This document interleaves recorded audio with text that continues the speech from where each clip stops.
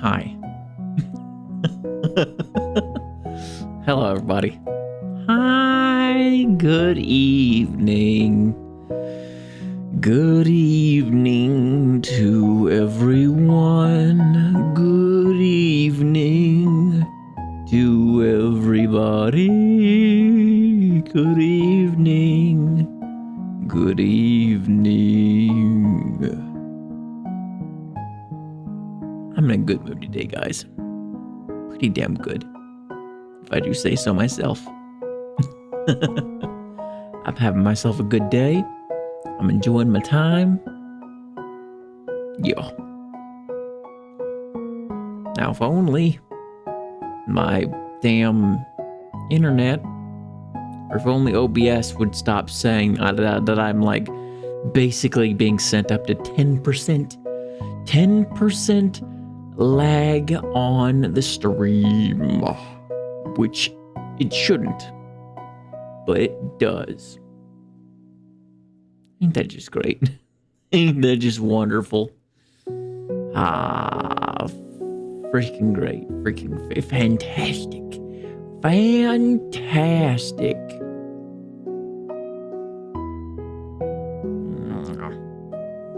Screw it.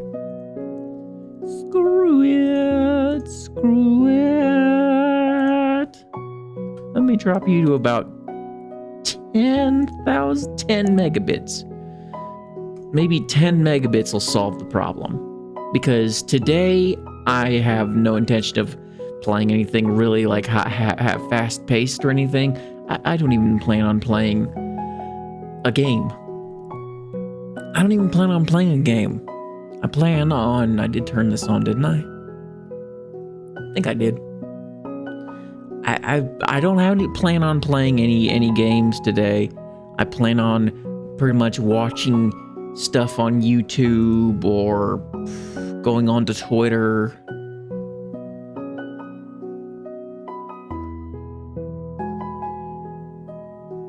Hi. Welcome. What does that say?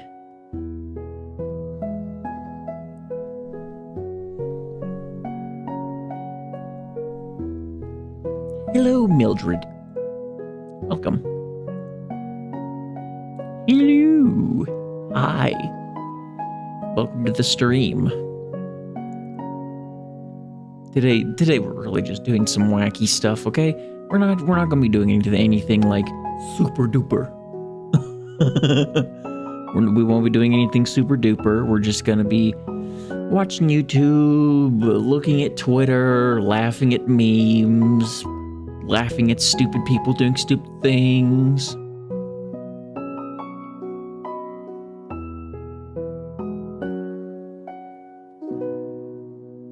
Welcome, Aubrey. Welcome. Welcome, everybody. Hello. Welcome to the stream. Yeah, I have no plans for this. For all I know, this might end up being a short thing. Like, my idea of short is usually about an hour and a half. Hour to an hour and a half, there's about. My longer streams are usually right about 3 hours. And that's how it usually ends up. It's not often that I actually do manage to get past that 3-hour mark, because at that point I start getting hit with autistic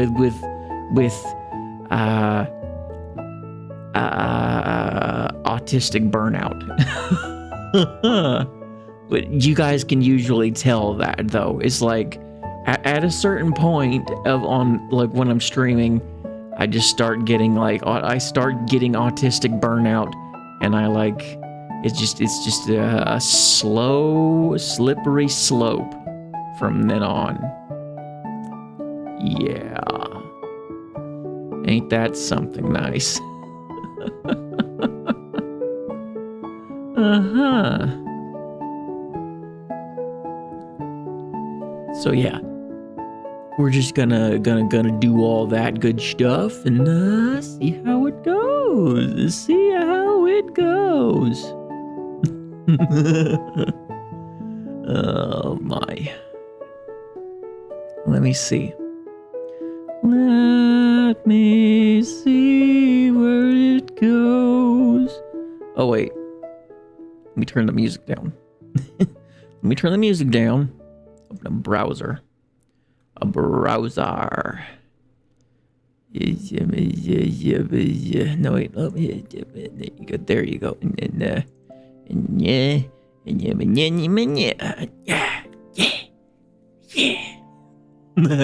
It's a little bit of effort. Little bit of effort.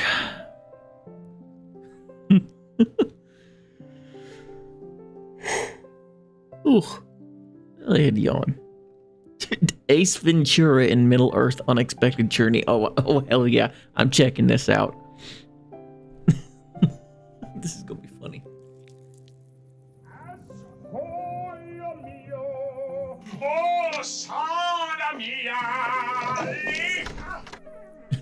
Excuse me. Shit. I'd like to ask you a few questions.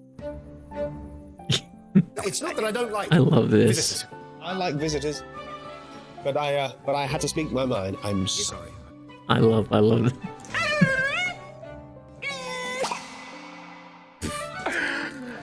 Do I have something in my teeth? Please don't do. Please. I hate that. I hate that. Don't. I hate. I have this thing. Okay. I have this thing where if you knock on my door or ring my doorbell, I get the absolute worst. I jump so damn hard because at this point, like I'm expecting it. I've had this issue where I have nearly developed a phobia of someone ringing a door of ringing doorbells. And it is like at this point, thankfully people don't ring my doorbell because like what's the point? Thankfully these days people just knock on the door. In that it's not as bad, like I don't have as bad an issue with them knocking than them ringing, but still I'd rather just get a text so that I know you're coming. So that I can anticipate, you know. Because if I don't, because at that point I'm not expecting anybody coming over, and it gives me one big old jolt of anxiety. Dwalin, at your service. All right. Take care now. Bye-bye then. Loser. Need to use the bathroom. Think it's the bad day. Do not go in there. Woo!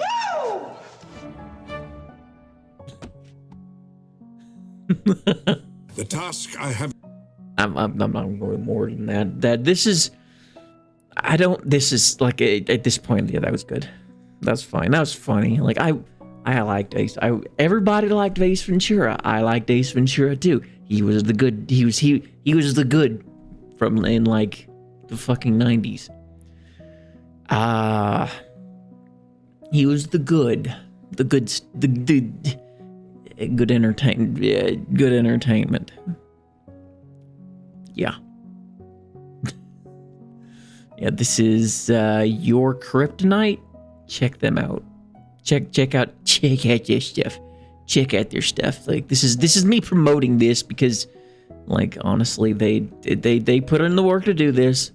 They deserve the credit. So yeah, check them out. Check them out. Rest in peace, Tom Kane. Oh, I'm not clicking on that. I'm not in the mood to be depressed. I'm not in the mood to be sad. That's sad. Nope. Not. That's controversial. That's controversial and quite possibly in the realm of politics, and I'm not touching politics. The Fifth Element should have been a trilogy. If only. If only. If only. I loved The Fifth Element with with what's her name? What was her name? The lady that played in the Resident Evil movie that was the main person for the Resident Evil movies. What was her name? I forget. Whatever. They'll probably mention it. So yeah, this is Born to Rant. Hello and welcome back to Born to Rant. I'm Brandon, and this week we are diving into one of the most inventive sci-fi movies of the 90s, one of the most expensive European productions of all time, and one of the most subtle and understated performances in Chris Tucker's career. I like what? That's right, today we are diving deep into 1997's The Fifth Element, written and directed by Luc Besson and starring Bruce Willis, Mila Jovovich, Gary Oldman, Ian Holm, and Chris Tucker. We'll take a look at the movie's 20-plus year journey. They were already old before I was getting up there in age when I was born. I was born in 98. This is one of them things where it's like... This is one of them things where it's like, wow... Only a year before I was born. I still feel really fucking old. And you look at these people, a lot of these actors already looked really fucking old a year before I was born. I feel old. I'm still young, but I feel old. Journey to get to the screen, how the movie came together, everything that makes it a classic, and its legacy almost 30 years later.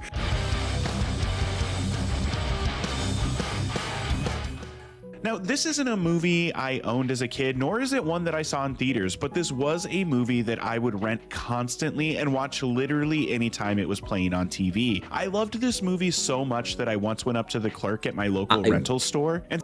Okay, I did not know this movie existed until I was already into my teens.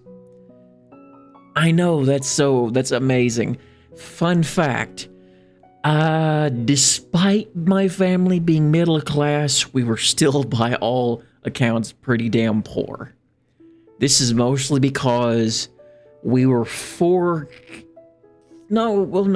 we were 3 kids plus one that would come over every 2 or 3 times a month.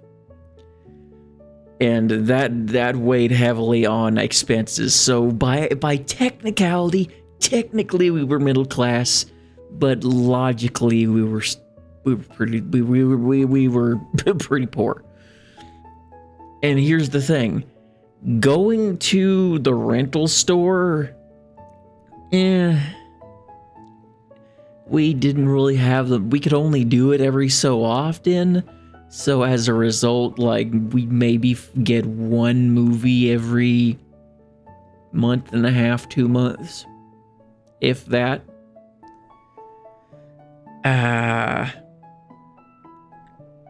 So a lot of the movies that came out around my time, like I was born in 98, this came out in 97. A lot of the movies, most of my family hadn't even seen anyway. Even the ones that were like my mother, who was, of course, born long before that, obviously. And sincerely asked if they might have the first element, second element, etc. Just on the off chance this movie was part of some long-running franchise that I just didn't know about. And shout out to the clerk that helped me, because he didn't mock me or laugh at me or anything. Instead, he pretended to consider it before telling me no, they just made the one movie. Also, as a kid, I was a big Bruce Willis fan. Between this movie, Die Hard, and weirdly Death Becomes Her, I was just a big fan. And that only amplified a few years later when I was finally allowed to see Pulp Fiction. Then he started going into his weird phase. He is Bruce Willis. Well, no, I'm just thinking of a different person. Never mind. But even now, The Fifth Element is a movie that just captures my attention from start to finish. And sure, it might be starting to show some signs of aging now, but it's just such a fun, bright, fast-moving train that it's hard to not just sit back and enjoy it. From the opening in Egypt, which really captured my imagination as a kid, to the bright and colorful view of the future, Gary Oldman's hair and performance, it all just still works for me from start to finish. But before I start going on and on about every little little thing I love about The Fifth Element, let's go back in time and learn just a little bit more about how the movie came to be. And it all starts with writer-director Luc Besson, who started coming up with the idea for The Fifth Element when he was just 16 years old, taking particular inspiration from the French comic Valerian and Laureline, which was created by Pierre Christian and Jean-Claude Mézières. Never heard of it. Both of them would actually be hired to work on this movie's production design. So Besson would continue working on the story for The Fifth Element over the years and refining it to the point that upon releasing his documentary Atlantis in 1991, he had over 400 pages written. And then after doing The Professional in 1994... Also, wait a moment. Do I have... Oh, there should be audio. It looks like there was audio going through that, so yeah. Let me check real quick. I need to make sure there's audio cutting through everything. There, yes, there is. There is audio. There is sound. I just had to check real quick because I've had times where I changed something and it just made everything go tits up. Yeah. Ain't that just great? He finally had enough cachet to get The Fifth Element made, and it would be French production company Gaumont Buena Vista that would end up greenlighting the movie with a $90 million budget, making it the most expensive European movie ever made up to that point. Those things, I love how ugly they made those things. The Untouchables. As for casting of the movie, originally Besson had his eye on Mel Gibson for the lead, but he wasn't really interested / things didn't really afford him. And then by pure happenstance, Besson happened to run into Bruce Willis while in New York, and Besson had actually soft pitched The Fifth Element to him 5 years earlier, so Willis was at least somewhat familiar with the concept. But Besson sent him the finished script, and then 2 hours later, Willis called saying he would do the movie and he'd be happy to negotiate his salary to make it work. As for Ruby Rod, originally Besson really wanted Prince, but Prince found the costumes way too outlandish, which is hilarious coming from a guy that used to dress like this. And for the record, I'm not making fun of Prince. I think he fully pulls it off. Right? I know. Like, he knocked off the movie for its outlandish costumes, but he'd wear this kind of shit in his everyday fucking life. This was his everyday. This was his life. He loved that aesthetic. He loved that aesthetic. That was his thing. That was, yeah. I'm just laughing at the irony of this guy saying that this is too outlandish. Gary Oldman has also said the only reason he agreed to do this movie is because he felt like he owed Besson a favor for helping him finance his own directorial debut. Okay? I was but in trying not to be 2014, rude. when he was asked if he actually liked the movie, he said, "Oh no." I said that because, like, despite I wasn't trying to say anything mean, but some words can be misconstrued and all that stuff. Misconstrued.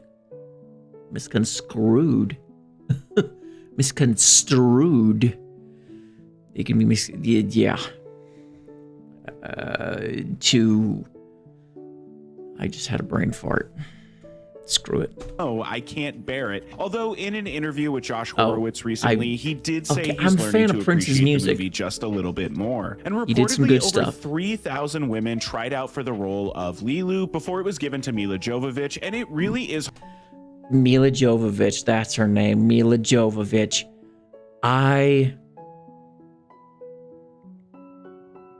don't know what to say. Like, I loved her role.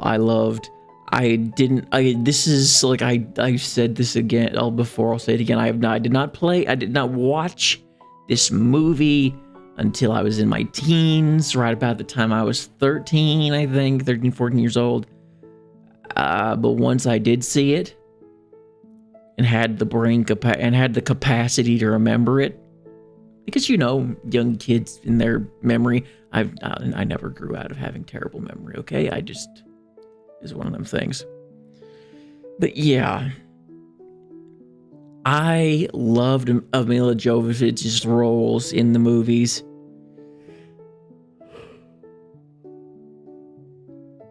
Then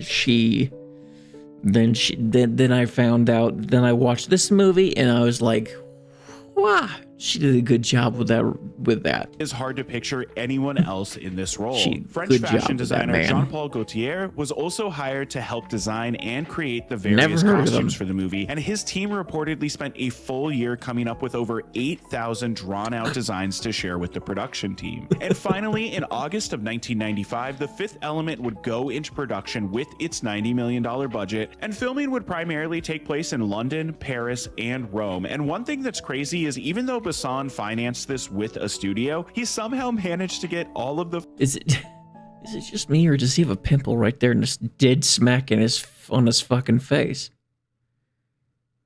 Is that a pimple, or is that like a mole or something? I shouldn't insult the guy. I have my own facial issues. Like, I have my own face problems, but like, did he pop it, or is it like a pimple he popped on instinct? That's usually the look of a popped pimple. Like, he popped it with his fingers, and then he fucking regretted it because it's gonna take far longer for that to heal after that.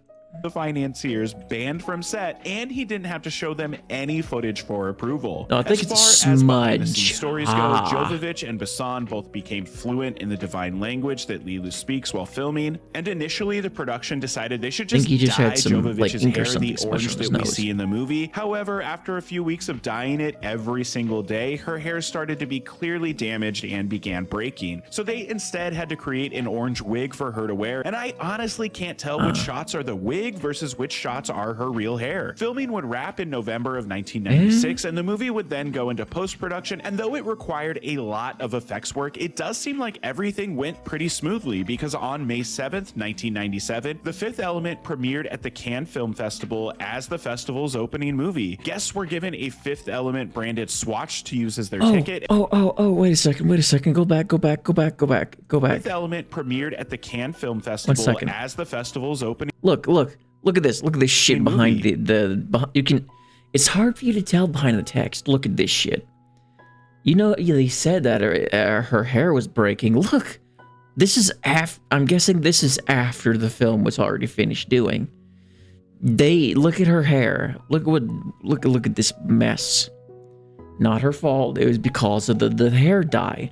The hair dye was messing with her fucking hair, causing it to break. Really, really bad, as you can tell. This is after they finally got the dye out of her hair, and it's pretty damn bad. I actually kind of feel bad for her for this. I kind of feel bad for her for that, man. Guests were given a Fifth Element branded swatch to use as their ticket, and I gotta say, these things do look pretty cool. As for the US side of things, The Fifth Element would hit theaters on May 9th, 1997, and on its opening weekend, it would place first at the box office, making $17 million against its $90 million budget. And The Fifth Element would actually end its theatrical run with a worldwide total of $263.9 million, making it an objective hit for everyone involved. Although, strangely enough, even though this was a hit and performed well with audiences, and Besson said he had plans for a trilogy, this would end up being the only Fifth Element movie we would end up getting. Yeah, that sucks. It's... Pause. Let me pause just so I can say...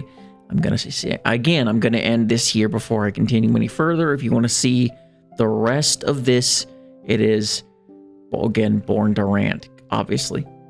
Born to Rant. Check out their stuff. Check it out. Yeah.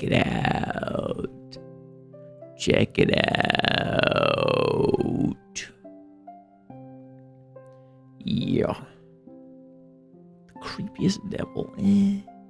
Nah. How Bleach masked God's mutilation.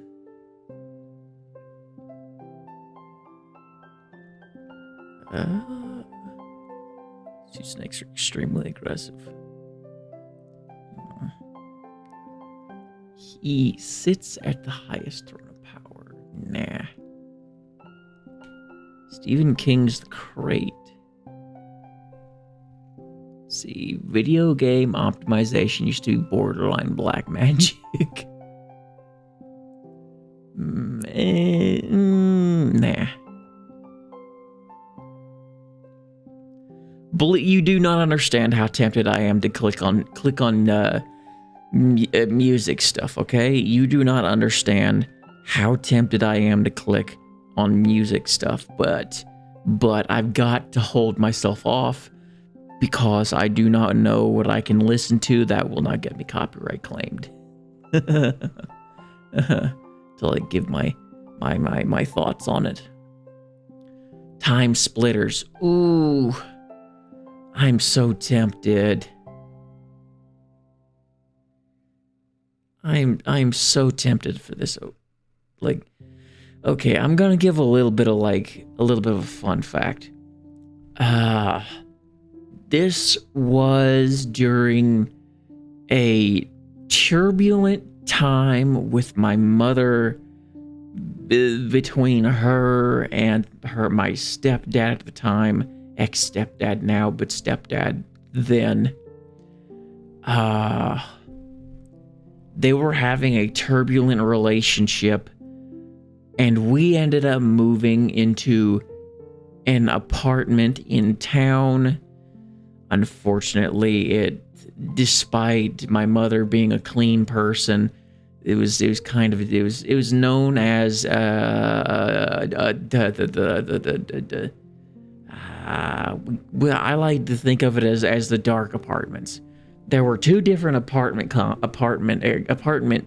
complexes in town. It's a very small town, okay? One of them is the bright complexes. The other one is the dark complexes.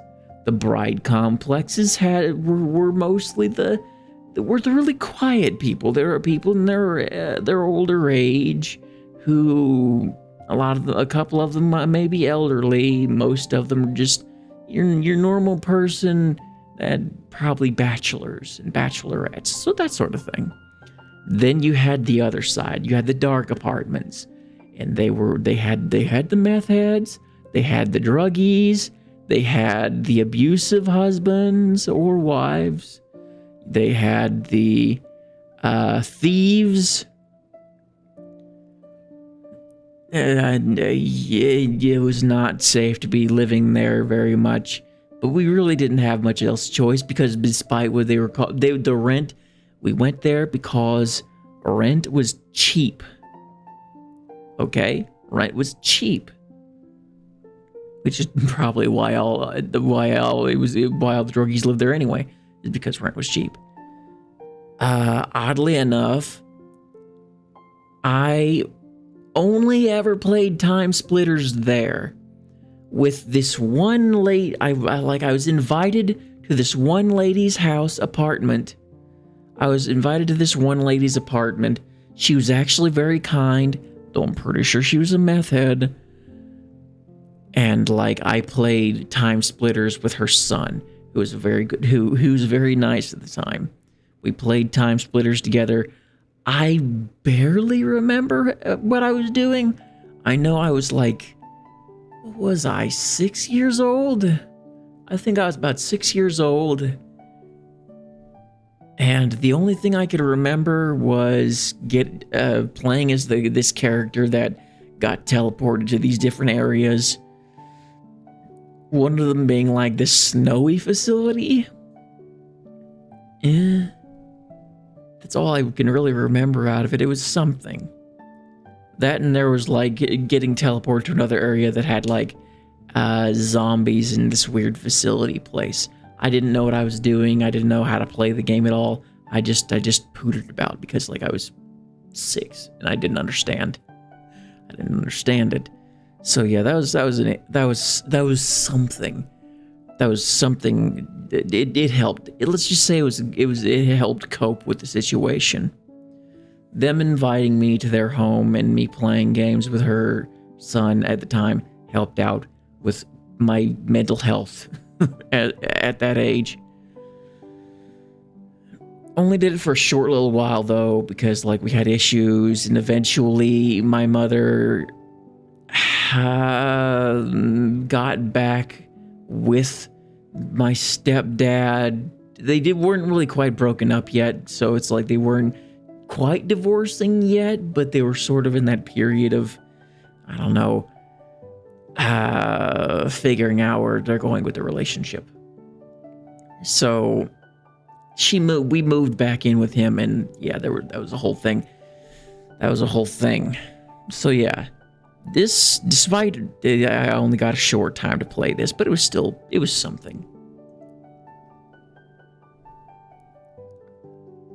It was very nice of that lady to have invited me Before over Call of Duty and Fortnite diluted the multiplayer shooter space, console shooters got no more creative than Time Splitters. A chaotic FPS trilogy created by ex-GoldenEye developers that had you fighting zombies in haunted mansions, dueling aliens on Planet X, battling demons inside a Notre Dame cathedral, and even racing a cat. And somehow, despite how creative and beloved this series was, it has completely vanished. So after playing through all 3 Time Splitters games back to back, does this series still hold up today? Back in the late 90s, Rare was basically untouchable. GoldenEye on the Nintendo 64. God, I loved Rare as a company. I was actually kind of a Rare fan. I loved Grabbed by the Ghoulies. Loved it.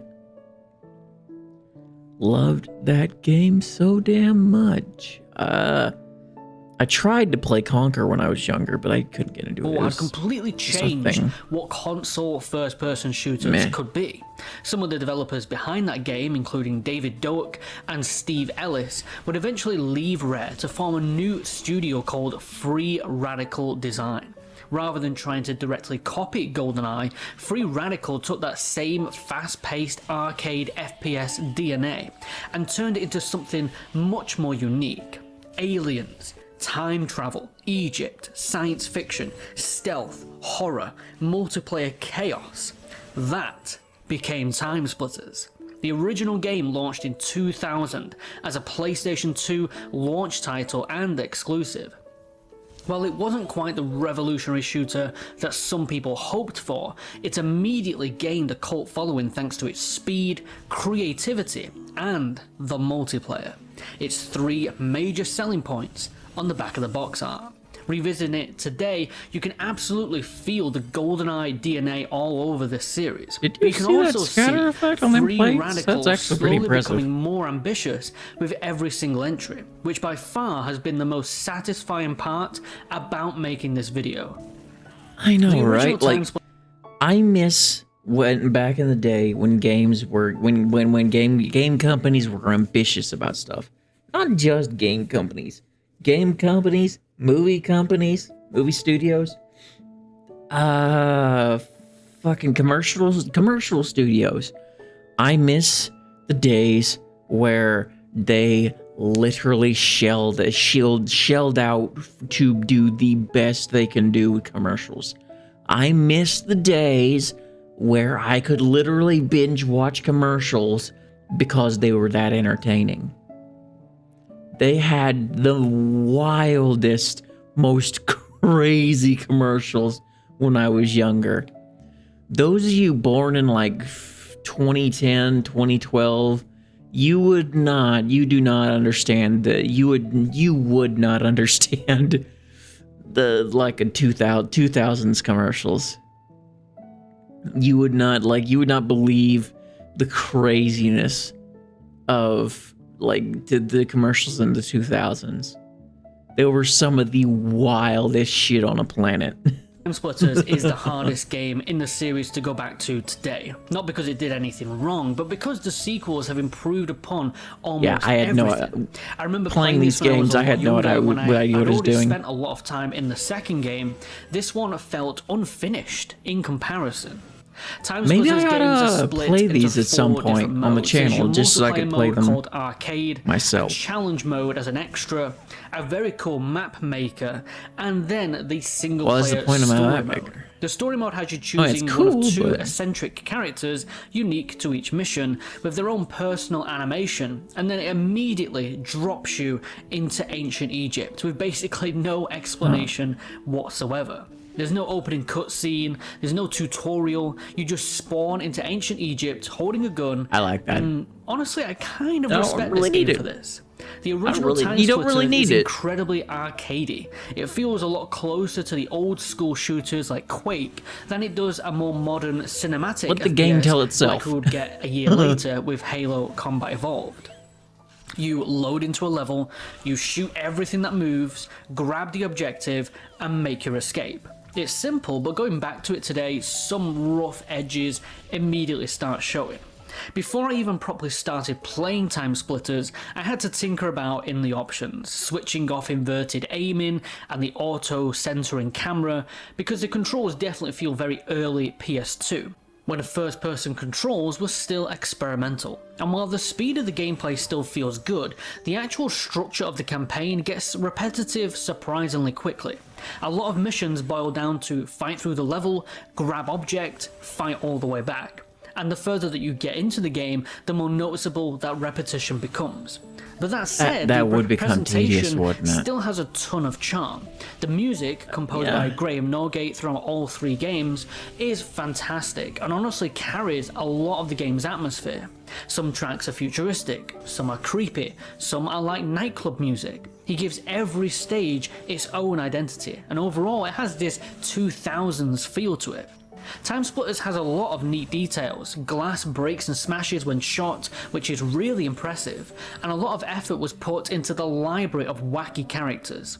The select screen animations especially have a nice... Alright, I think we're gonna move on. This was made by Don Critic. Check it out. Yeah. Elden Ring remake. I copied Miyazaki's Elden Ring to Unreal. Nah.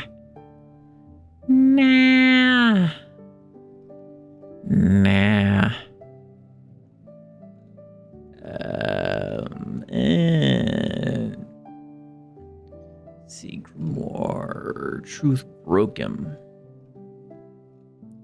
God, every time I see this, I'm so tempted to listen to it again on stream.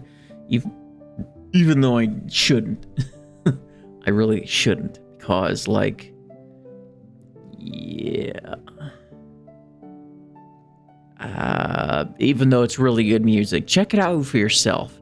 Check this out for yourself, because it's really good, but I can't do that because, like, YouTube will have my ass on a platter.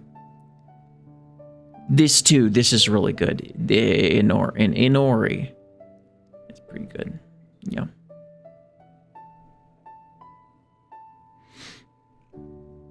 That was pretty damn good.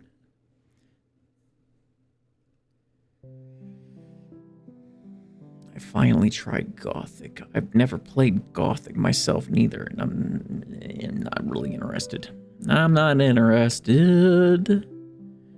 This is pretty funny, but it's repetitive. There's not really a lot going on with that song. It's really just saying gas. That's all they say in this video is gas.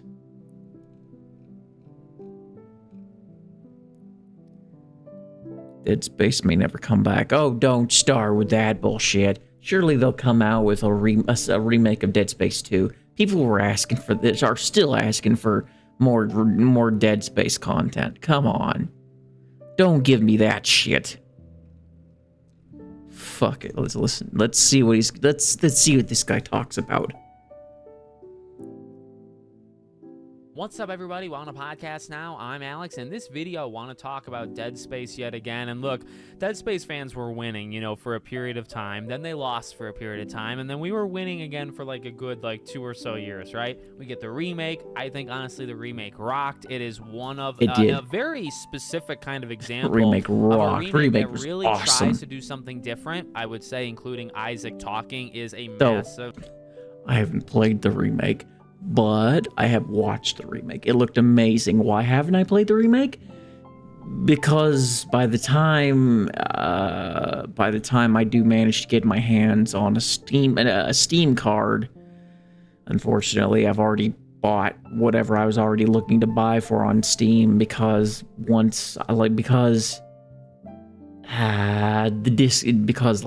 discount, the bigger discounts wouldn't have came around. By the time I did have the Steam card, unfortunately. So yeah, I do have the originals though. I have the original trilogy. So you win some, you lose some. Of risk and gamble, and I believe it pulled off. So it gets to do that. That's all fun, and we get that experience, and we can have that game. I do think that's a really cool thing. Then we have the rumors that, okay, they've pitched a Dead Space 2, and then from there on out, we've never won another day of our lives, being Dead Space fans.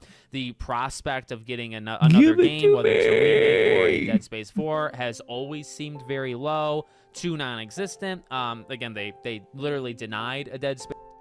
Pretty sure they can't, didn't they? Weren't there Dead Space comics? Let me look this up real quick.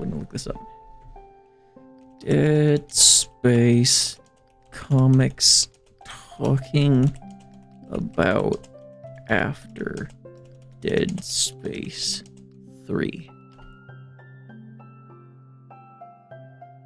There are no official Dead Space comics. Oh, you bastards. You could have at least come out with some comics that are like some sequel comics, but no. Remake, so that's fun. We have the Come on. creator, of course, and Glenn, right? Talk about, he maybe wants to buy the rights, and he thinks that could be possible if EA's buyout transfer thing, goes through. So is there hope? I mean, there might be a little bit, but now we have a former, veteran, I guess, of Dead Space that also believes, it's not going to happen, and it kind of makes. Get it, buy it, do it, make it. If you gotta remake Dead Space 1 again, then fucking remake Dead Space 1 again, so that at least then you'll be able to fuse with the continuity of the next games, and finally come out with some new lore. I personally, I wouldn't care as long as you made it a good game. Are you going to make it fun? I don't care about politics. There are some political aspects of the original series, but that is in the universe. It has nothing to do with our politics. It's more, unitology, and the unitologist finding the marker, and then they taking the marker, they activate it, and then screw everybody over.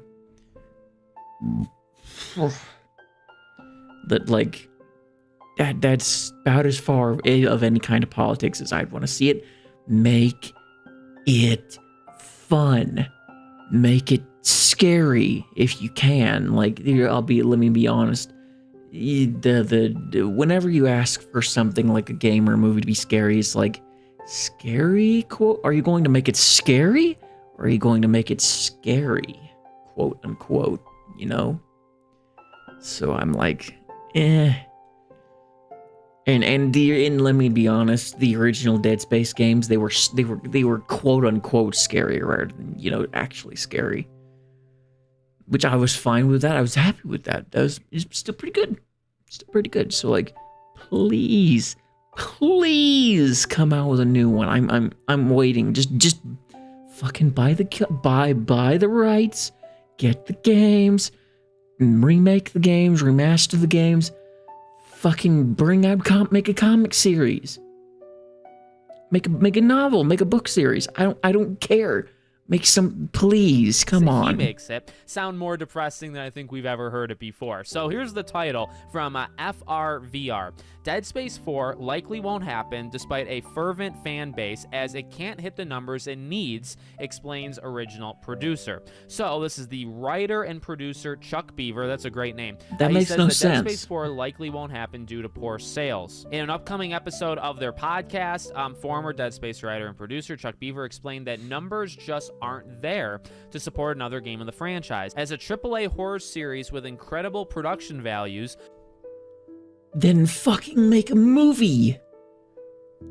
How are you going to drum up attention for it? There's a bigger market in movies too. Movies, short TV shows. Hell, pretty sure the Fallout TV shows get still pretty getting pretty decent ratings. come on, man. Fucking hell. A new game would likely need to sell over 10 million copies. Beaver explained that it never felt unfair at all for Dead Space to be canceled after the third game, although it was sad for the team. It wasn't like it didn't get a run out of it. I mean, it's disappointing that we can't make a beloved franchise to its logical end, but I guess I'm too much of a producer. I've been producing for too long. I understand the numbers, and I understand what's happening, and why even Motive wasn't really I prefer there to be an end. You put out an end before you end something. Unfortunately, the numbers aren't there. While There they needs to admit be the an horror ending before you franchise end has, something, fan base okay? that is willing to invest in additional games, that fan base may Like, not be seriously. big enough for the production values that entrenches these series. Horror games have a bit of a ceiling, and I think back in the former EA VP's day, it was 5 million units to keep going on Dead Space. I think that number is like 15 million units now, given the cost of things. He said the reality of the situation is a sadness in capitalism for all of us to suffer, joking that this will likely be the case until AI makes it apparently easy for you and I to just type, make Dead Space 4. He estimated that a new Dead Space title would likely have to sell around 7 million units to be seen as viable. Any of the Resident Evils are around 7 million. That's a pretty good number. Like, you can make that hunt for some amount of stuff, but companies now are looking for the next Fortnite. They need something that is a perennial moneymaker, something that a single-player package game with no live service offering that's like it's just a dinosaur fuel of a business model. And so it is.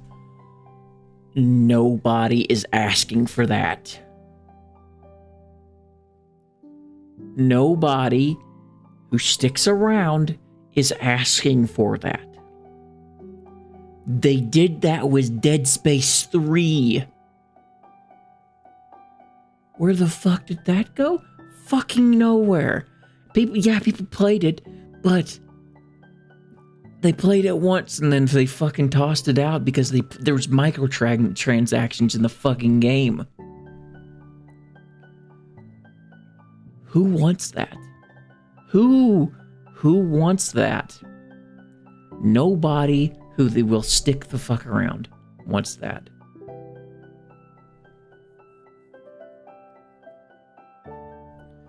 And it frustrates the hell to hell and back. There are too many live service games coming out these days. Way too many. And the vast majority of gamers, they like one or two of those, like, and then the rest of it they're playing single player, because that was the good stuff. That was the stuff that gave you a good the dopamine. But no, it's gonna be live service. It's all been live. Like, it's like that slot that damn dumbass Silent Hill. Fucking, what was it? The Silent Hill Ascension. There wasn't even a game. It was just a fucking TV show with some interactions that only it was basically they were auctioning off interaction for you to be able to change what the characters do. And only the people who had the deepest wallets could get it. It could change something about the story. It was basically an auction for changing something in the show, because that's what it was. They called it a game, but it wasn't a game. It was a show with some minor interactive features, mostly for those people that had really, really deep pockets. It's crazy. It was crazy and stupid. It is depressing, but I gotta be honest, and he makes good points. He does change the number up like 3 different times, right? One time it's 10 million, one time it's 15 million, and then the next time it's 7. I think in a way, I kind of do that. You're just trying to throw numbers out, and maybe you shoot too. Here's the thing. The only reason Dead Space 3 got so poor numbers was because of the fucking microtransactions. They put in microtransaction garbage. Plus, they also got the fucking stupid fucking online multiplayer thing where you could play as Carter, I think his name was. Mostly everybody was playing it single player anyway. What are the chances they'd actually find a friend that'd actually want to play the fucking game with them? No. Most of the people playing the damn thing are lonely bachelors or lonely bachelorettes. Like me. Or like Asmongold. Those are really the guys that are playing this. I mean, like, really? That's why it failed so fucking hard. There were microtransactions basically everywhere in that game. And it ruined the vibe. It ruined the feel of the game.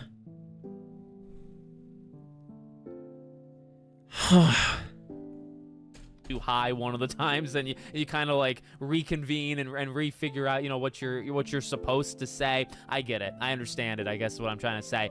But, you know, while the numbers do keep changing, I think he does make a lot of points. And you know, I have seen this. I think Twitter is where I saw this article, and I was reading some of those comments. Like, you know, the point that he made about it having a run, like that, it's not wrong. You know, like we got a trilogy out of it. And even his point to, like, you know, if like we want to get it to its end, you know, you would like as a creator to be able to do that, you know, and Dead Space 3 wasn't even necessarily that, even though it got that trilogy.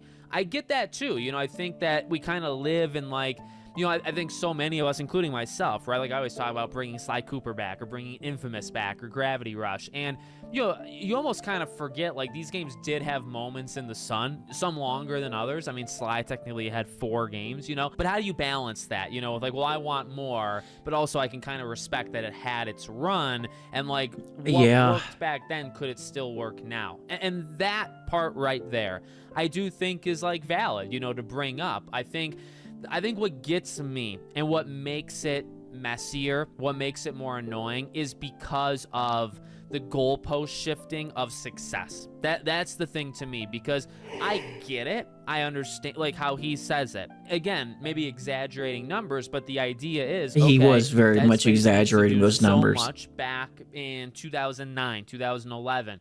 But what does that number look like now? Well, odds are it's at least doubled, if not tripled. Budgets have tripled. So shouldn't, and you could even bring up that word, shouldn't the sales have to triple? And the thing is, okay, well, how do you wrestle with that? Well, I think you have to get it so that budget is not astronomical. You know, one of the things he kind of uses for the argument is, well, it's going to have such high production value, and it would have, you know, a big team and all that stuff. So when it has that, it's going to have a high budget. Why does it need that, though? What everybody forgets is that all the best shit was made by tiny teams. Team Silent were a tiny fucking team, and they made the Silent Hill trilogy. Quadrilogy.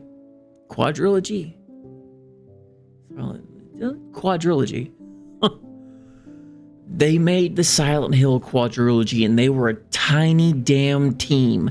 They still got it fucking done. They still did a wonderful job with it. Like, you do not need that big a fucking budget. You do not need that giant of a damn team. You know why? Because a lot of the time, computers and shit are doing it for you now. Computers and shit, they got computers, they got AI. Let me be honest with you.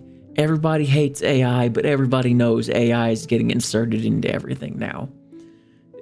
As a result of this, with computers and AI getting more advanced, more efficient, like, you truly don't need that big of a team anymore now at this point anyway. Like, you could have a decent sized team and have it helped out with some, like, I don't know, intermediary stuff. Like, you have one like split between teams in different areas, try and save budget, and like, for what little you can, refine what you can to I still miss the days where they tried to properly optimize and shrink their games, like make the game file size smaller for how big the game is. make it efficient, make it run on crappy hardware, basically. Come on, man. It's like we want big teams. We want giant production value. We want to pay $16 billion to develop this fucking 2-hour linear 2 to 3 hour game that plays more like a movie. And we're gonna make you, and we want to earn at least $30 billion for our investment. And it's like, you really think there was ever going to be that many people wanting to play your fucking game? No. Nobody's gonna play your fucking game that way. No. It's not happening. And we've talked about this so much, on the channel, and everybody kind of talks about it. How do you get those budgets lower? Because what you eventually run into is exactly what he said. Everybody is chasing live service. Everybody's chasing Fortnite. 99 out of 100 times it fails, and sometimes you get your Fortnite game, right? A Helldivers for PlayStation. It only took 6 other games to completely fail to get something like that, right? But you're shooting for it because that is a huge success versus, okay, say like a Dead Space. Like, would that be so successful? Yes, it would. In fact, it would. Yes, in fact, it probably would. Because, let me just say this. They're wasting money chasing Fortnite. A lot of that is taxpayer funded. Fun fact. A lot of this, like, is taxpayer funded. This entertainment. And what are these people doing? You won't see this money going out. A lot of this money going out to to getting the games made. They'll say we're investing $15 million into this game. We want 30 million, like $25 million in investments. But it turns out, despite having had investing 15 million, they had 50, 60, 70 million they could have also put into it for investment. And that extra cash, instead of going towards the game or supporting the company or anything, you'll find them going to Malibu, going to fucking Fiji, building mansions, buying supercars. You'll see 16 of these people will have like fucking Bugattis, gold chains, gold fucking wristwatches. They'll have on like Armani suits and shit. They'll be like, instead of, a lot of the times it won't even be the developers that'll be doing this. Instead, it'll be like this peon that, like, they came into the gaming space, came into the gaming development space. They don't know anything about the gaming development space. There'll be some accountant from 6 states away. They'll have had nothing to do with game development. They'll have been a paper pusher for the company, and they'll come and start calling themselves game developers, being involved not in the development of games, but like just being involved with the developers themselves, the team. And next thing you know, they've got on Armani suits, got on white gold necklaces and shit, building mansions, buying supercars, going across the damn world on vacation, but they won't have anything to do with the game, with developing any of these games. And I'm just like, I'm just like, you don't need that. You don't. Here's how to cut down on all this budget. Fire them. Every single one of them. The slackers, the ones that are literally just using up funding that is like paid by the taxpayer too, like at least a good 75%. Fire them. Hire people that will do their damn job and do it well. Stop it. Get some help. I would argue you would like mixtures. You think about EA, they have Alice, right? Of course, like American McGee had tried to do the third one, and EA shut the... EA kind of does that. Yeah, I'm done. I'm done with that. Yeah, I'm done with that.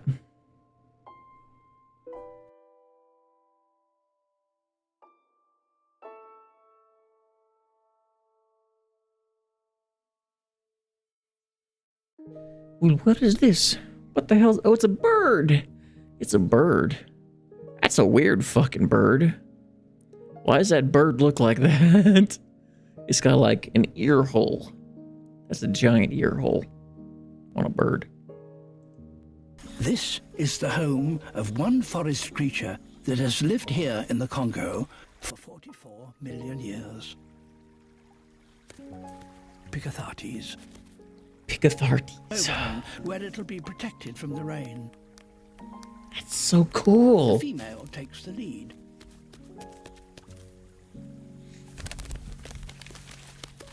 That's cool. So they basically like get mud and... The female seems satisfied with the finish, and just in time. That's awesome. Look at these birds. I thought it was ears, I thought it was ears. But nah, it's just like plumage. They share the incubation. 12 hours on, 12 hours off. For the next 3 weeks. In due course, they're a mouth. Fortunately, other things are on the menu.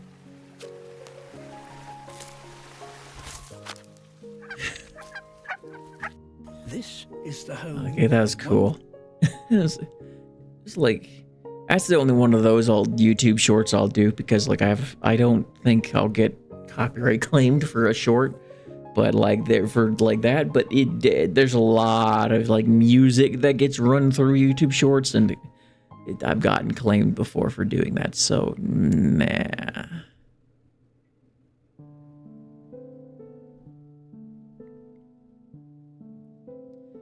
Nah. Scalar. It looks like some fucking like... It looks like a Spyro clone. Abandoned Indiana. 12 Indiana ghost towns you're not supposed to find. Nah. Leprechaun in space. Yeah, no thanks.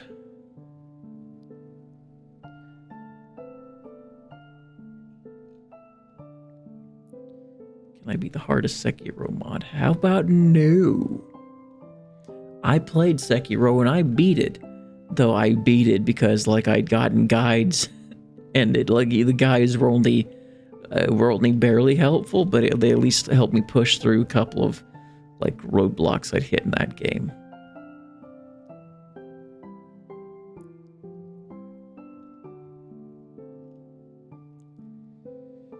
Alright, I think I'm gonna move on to Twitter. Yeah, oh, wait a second. Am I getting spammed?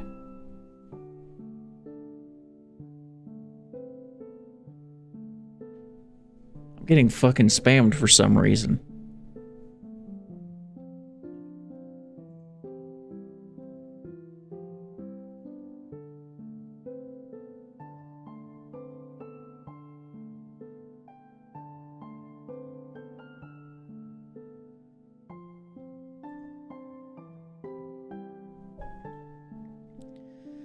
I ended up hiding that guy because he was spamming me.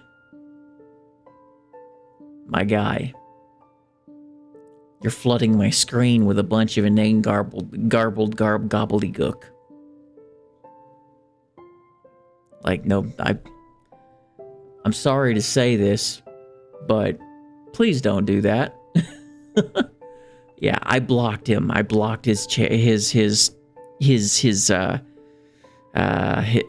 blocked him from being able to text in the chat because he was spamming my chat.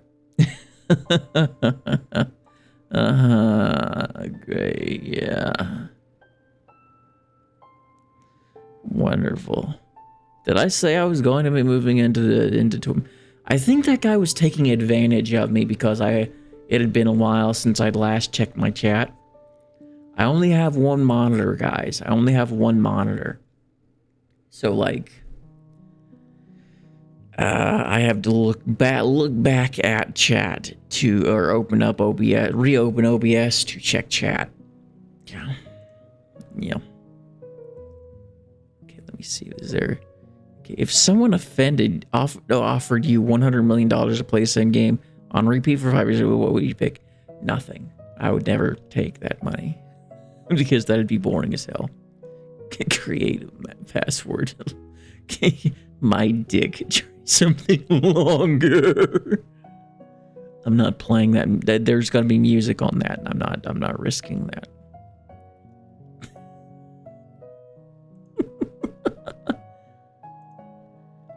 Hello Kitty. Strawberry milk. Monster strawberry. Wait, Hello Kitty.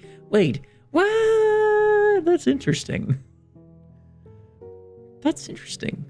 Monster Energy strawberry milk. That sounds like it would taste horrible. Like, it's Monster branded. There's gonna be like, I imagine it's gonna taste, that's gonna taste like jet fuel or something. Not like I've ever tasted jet fuel before, but I imagine this sounds like what jet fuel would sound like it'd taste like. Please do not on a glass, it scares the ice cream.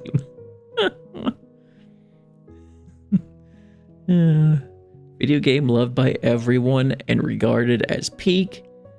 You couldn't enjoy it. Yeah, that's me. That's me. Yeah, that's me. I could not get into Fortnite. I couldn't. Like, there's a number, like they're the vast majority of the games that people really like playing. I couldn't get into it. Call of Duty, it was meh.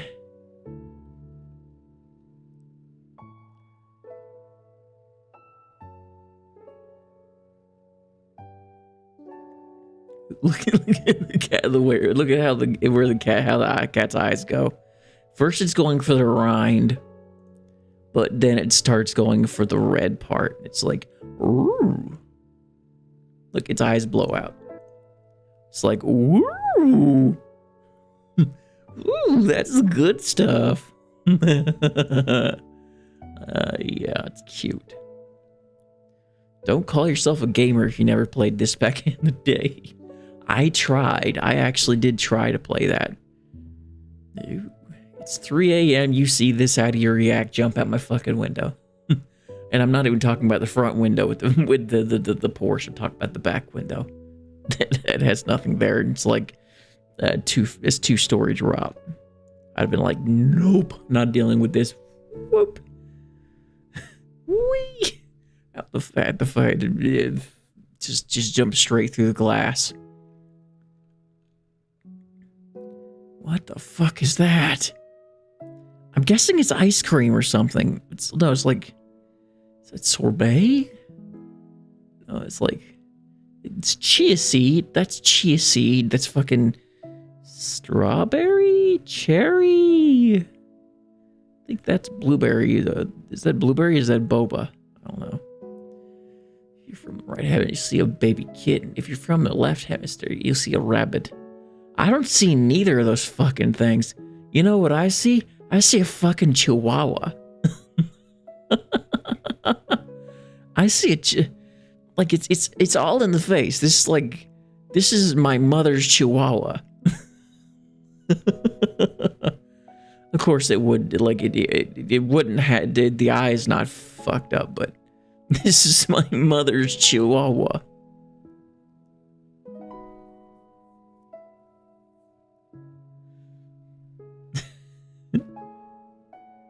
No, better yet. Ooh.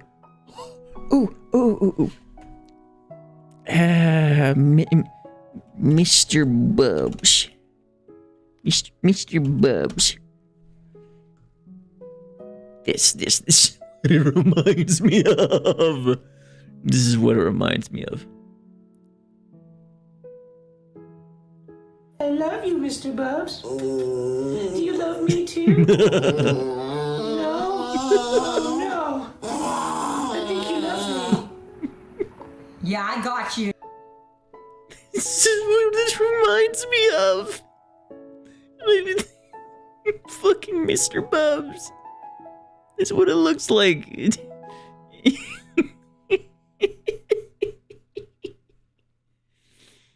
Oh my god.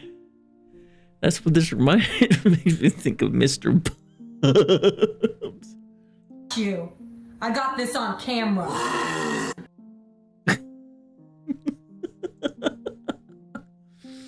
That's what that reminds me of. It reminds me of Mr. Bubs. That was great.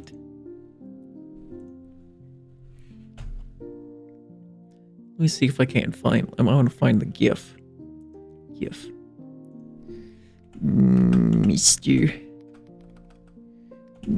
Mr.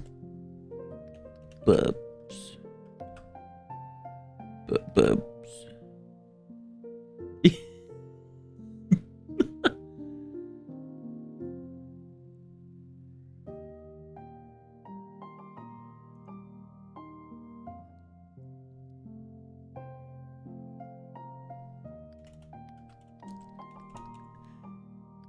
That's what it looks like to me. That's what it looks like. It makes me think of Mr. Bubs.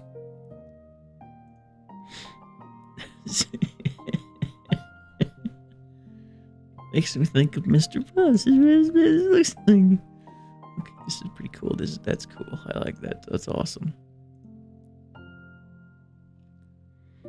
Oh, that's sweet. Okay, this is gonna this makes me feel fucking bipolar.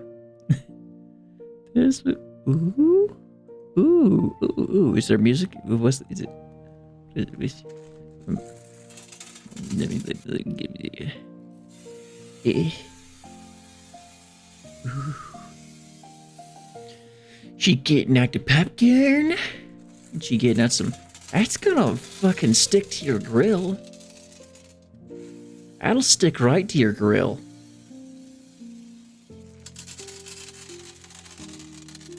You ain't gonna get that off.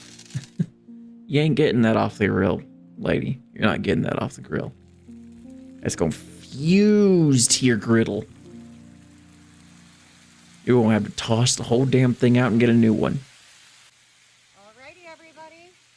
We've just got our popcorn kernels and Werther's Originals with some butter right onto our hababichi.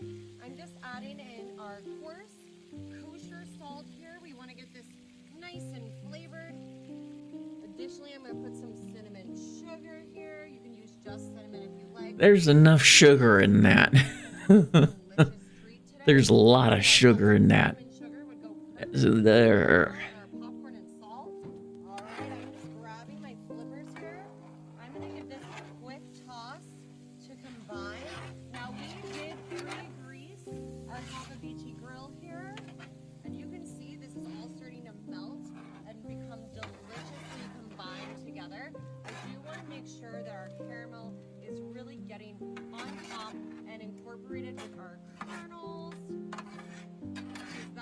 You're about to find them kernels popping in your face, and you're gonna have molten hot lava fucking caramel drops splashing up into your eyeballs. We are almost done. This is so quick. This is a really fun, easy thing. I like to make this for birthday parties for the kids. So fun to do during the summer. And everyone loves this. Unfortunately, I could never say no. But, you know, some things in life are too good to resist. All right, we're That's some big back and shit. That is. I already got a big back, and that's gonna give me a bigger big back because that's some fat ass shit. You are not eating a bit of that fucking that shit.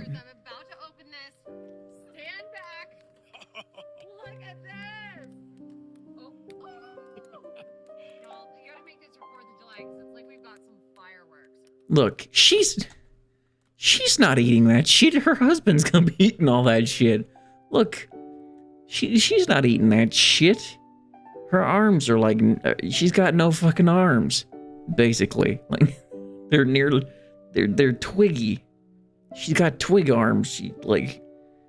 She's not fucking eating that. I'm sorry, lady. You're not fucking eating that. You're clearly on one of them like lifelong fucking health diets. Like it's gonna be her husband that's gonna be eating all that. And I'm not insulting her, by the way. I'm not like I'm just saying, if she actually eats this stuff on a semi-regular basis, you know, she's not gonna be that thin. It's not happening. It's not happening. Okay, what invention did the most damage to humanity? I want to say smokestacks? No, like modern power plants, because well, like before power plants became efficient somewhat, they were pretty fucking bad for the area around them. Two cats found it, so cute.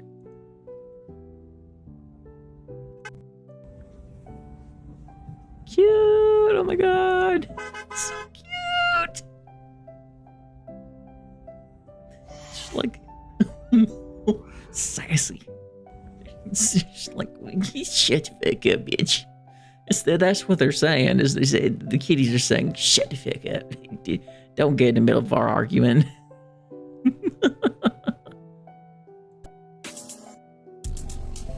Nope, pause that. It's got copyrighted music. Cute. That's sweet. Oh, you little shithead. Give his shoe back, you little shit. You fucking asshole.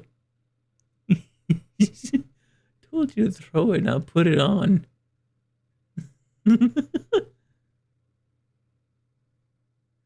That's funny.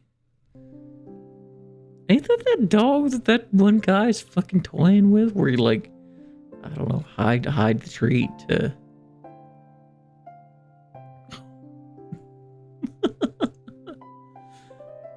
getting into cat food. Holy shit. That is one big old dog. That's a Brutus right there. That's a Brutus. Ain't no better, or a big John. It's a big John. Big John. Let's see, just watering my ribeye plants. The cat thought it was gonna fall in. No. It's the illusion that's scaring the kitty. That's gonna give your cats a fucking heart attack. That's not. I'm not. Yeah.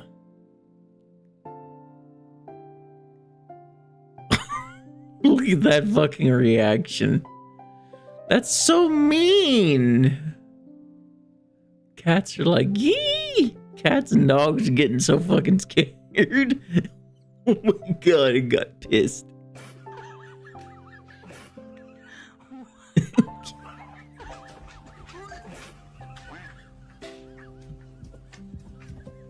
That cat had the idea. I knew it wasn't a thing.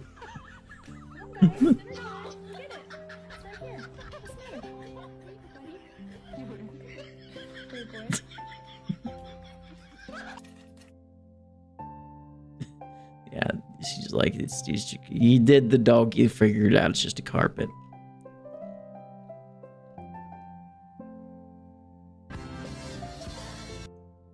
Mute. That's funny. That's funny and cute.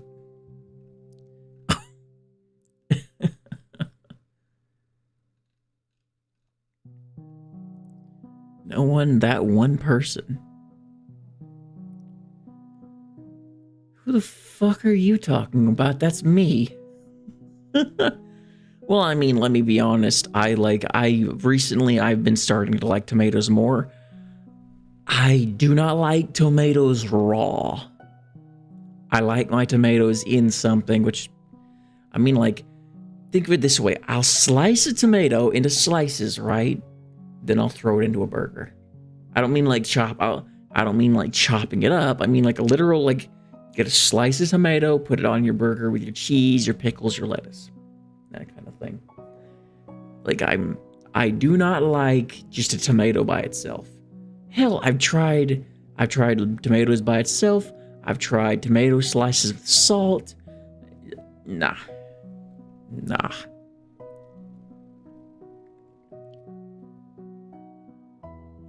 Guess what the fuck is wrong with that hamster?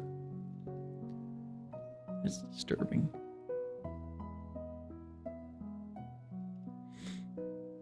Cat was too fat.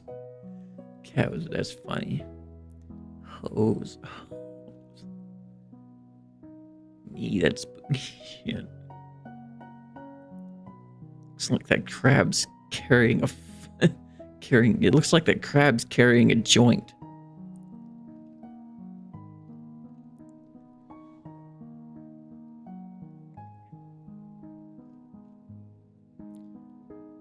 Seven-year-old son told me that if I don't buy him the latest iPhone, he'll leave home. What should I do, man?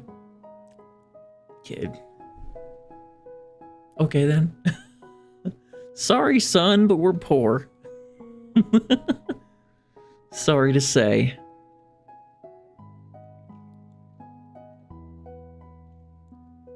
The latest iPhone had cost like $6,000. No. What would you remove? Lobster mac and cheese? So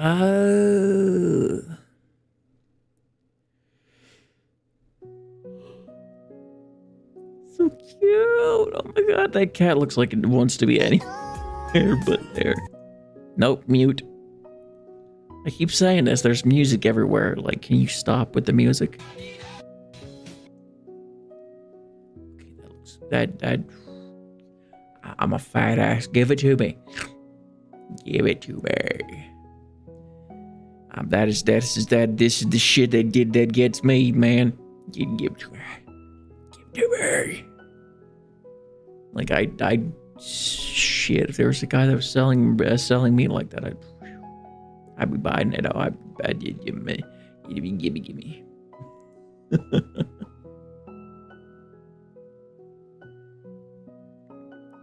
Okay, that's awesome. I did not know this ever happened. It probably doesn't. This looks fake as fuck.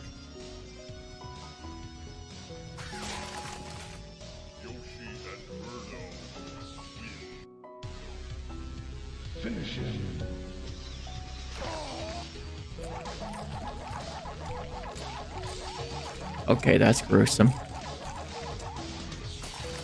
Yeah, this is a fan done. This is fine. Which I don't have a problem with. It's still pretty cool.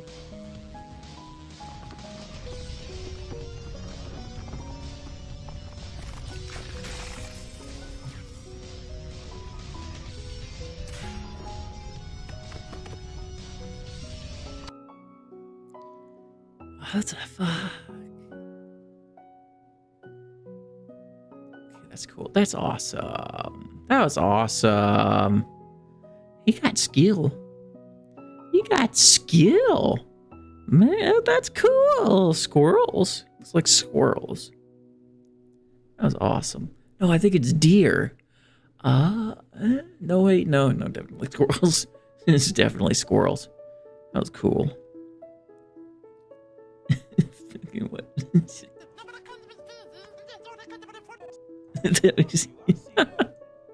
Give me a second. Let me log out.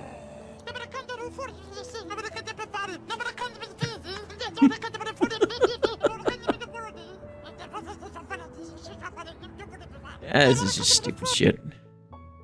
That's just stupid shit, but it made me giggle a little. It's like, I'll still, fuck it, I'll still share it. Repost.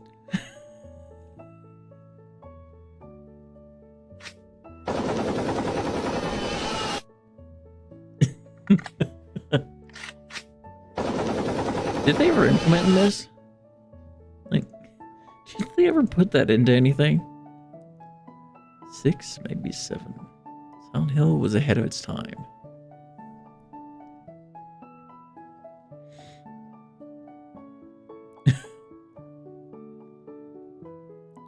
That's great.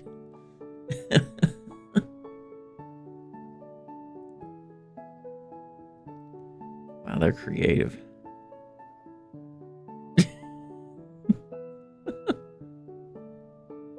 This guy's really creative, man. I like that.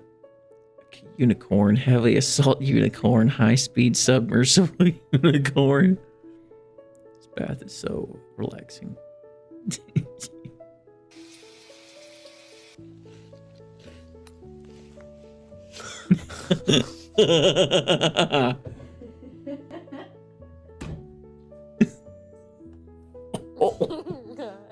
Fuck. Like, are you serious? What? Oh, I fucking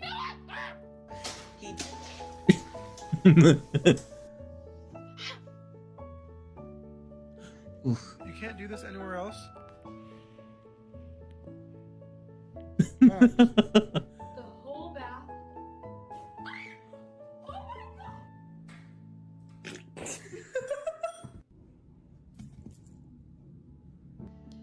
Cats.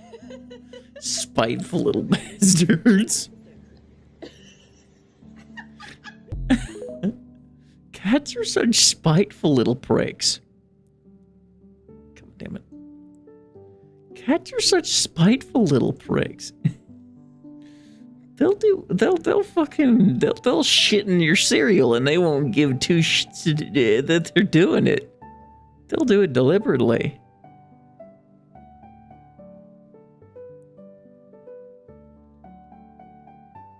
I'm not gonna respond to that.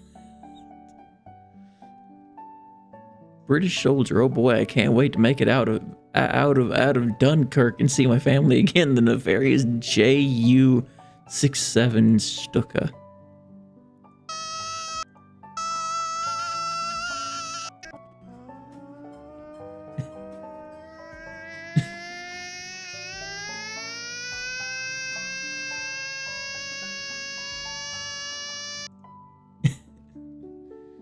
Yeah, funny.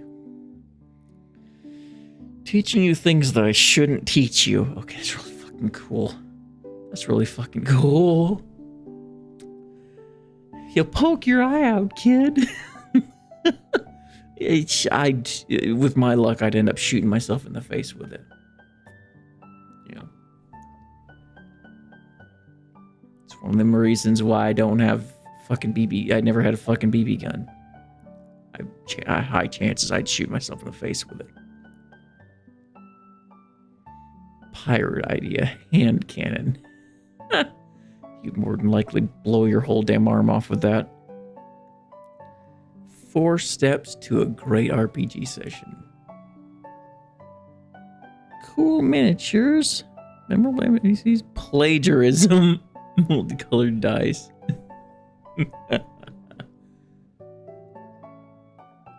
Tony Babble. Mob mentality sound on. That's probably copyrighted music. I'm not going to do that.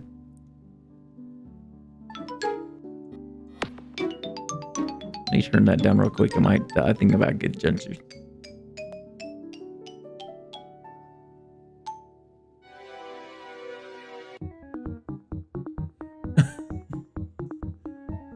Thank you for not fucking blowing my eardrums out. Repost. Thank you for not blowing my eardrums out. Oh, poor kitty. No.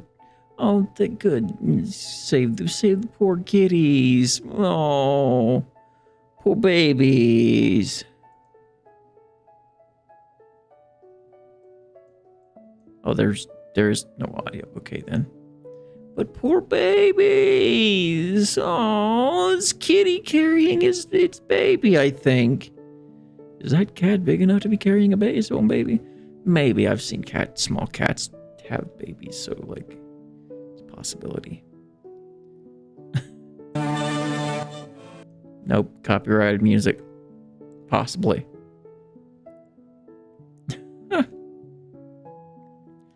There's a Christmas version, too. No. Gotta keep being silly. Can't let the horrors consume me. No kidding. Yep, that's probably copyrighted music. The silence had me dying.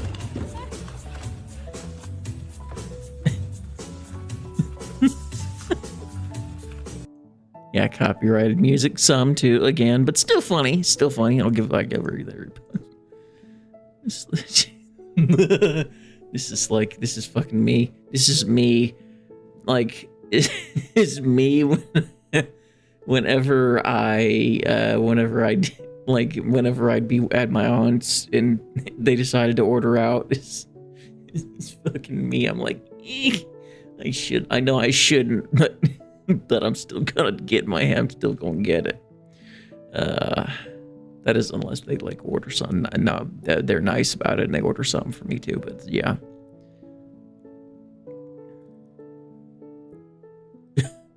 Should I take my dog to the vet? I would. Taco Bell.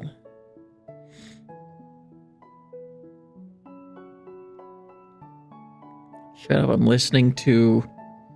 What the fuck is that? Washing machine load done tune. Oh, that's the Webbo bird. Willow ptarmigan.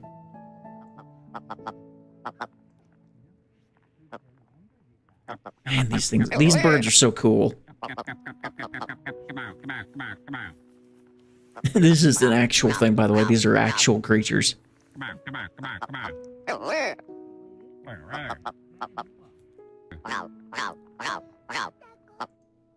Did you hear? It kind of sounds like it's saying "fuck off, fuck off, fuck off."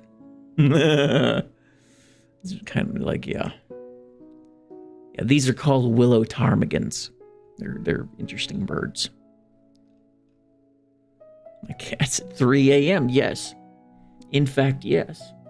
I don't own cats, but I did add cats, and that's yes. In fact, that's cats at 3 a.m. Down to a fact. Down to. Let's see. I don't know if this is copyright. It might be because like it. Chomic. It's cute. Borger. It's not that fire, bro. I'm not doing that because it's definitely going to be copyrighted. Okay, I don't have ducks in a row. I have crows and they're at a pagan rave.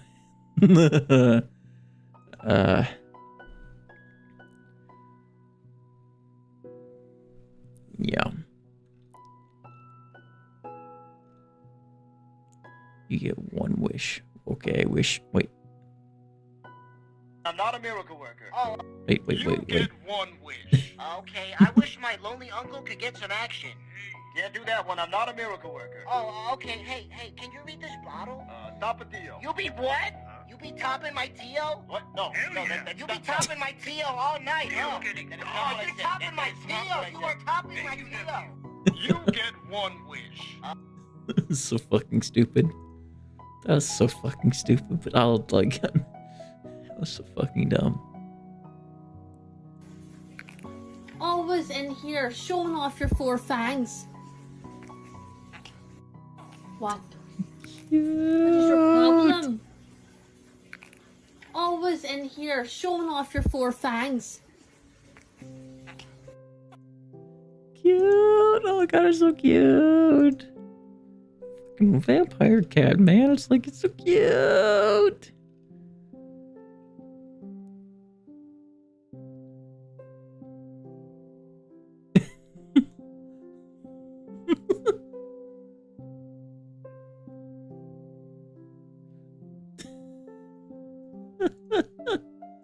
What the fuck was that?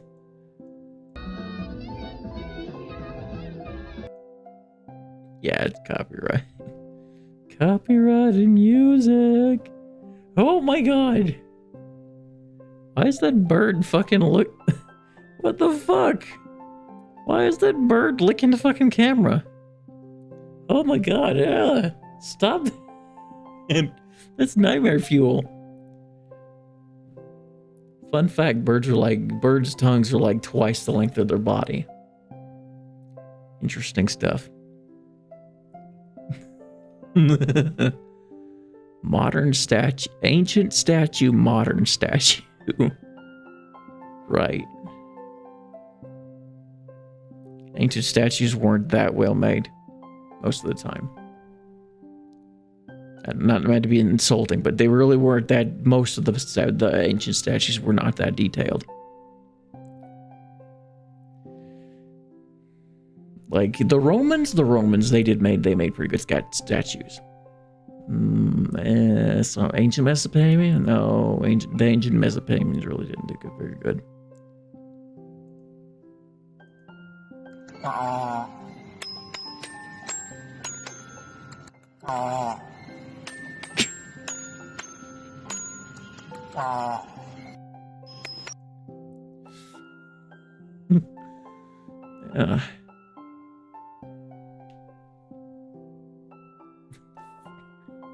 What the hell is this? This is some horse inception.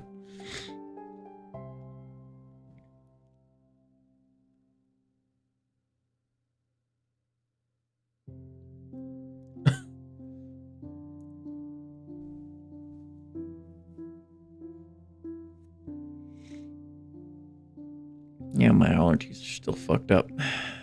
Probably never stop being fucked up, unfortunately. What the hell? Is that a fucking... No, it's a pelican.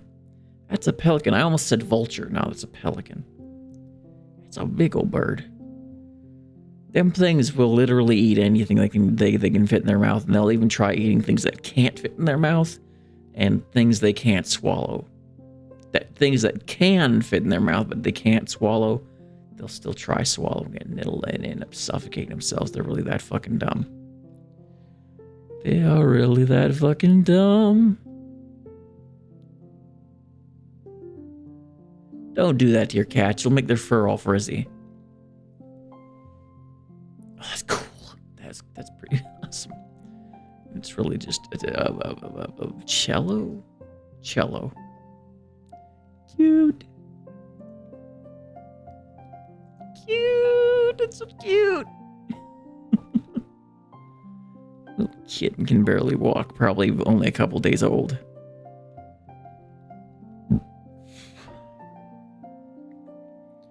Me being the happy jackass I am. Nah. What the hell?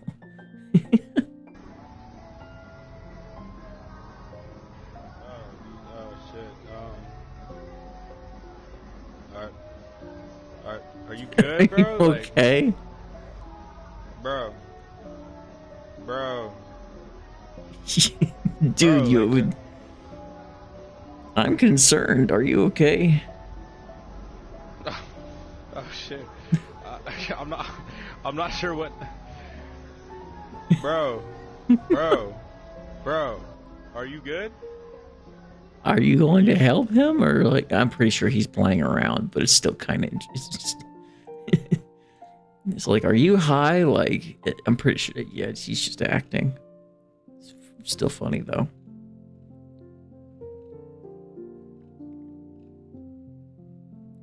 What the fuck? Oh, it's a gator. Huh. Day 32, the femboy kidnapped still refuses to speak human words.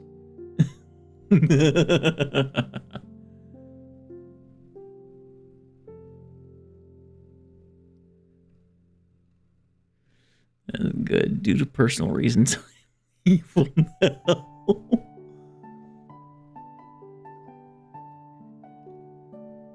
That's a duck.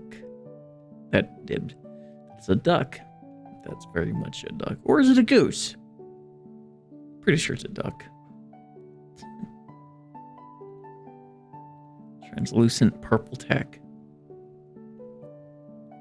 Cute. Playing with his little feet. It's probably music. Count Catula. Oh, that's nice. That's funny. No, it's Count Catula. I didn't even notice. I didn't even notice that was literally the name it had used. Home may think he's Ryan Gosling. Little guy's fear of heights. Oh, I wonder what caused that. Split screen gaming. Here lies split screen gaming.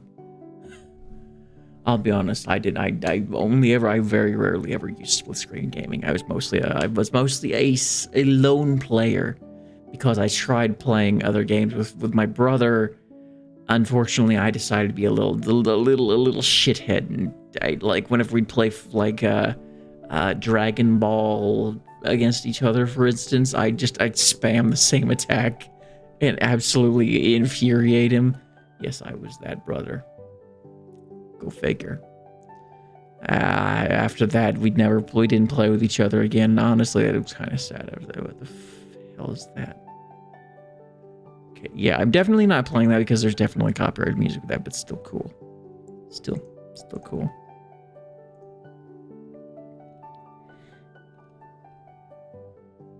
Nope. No.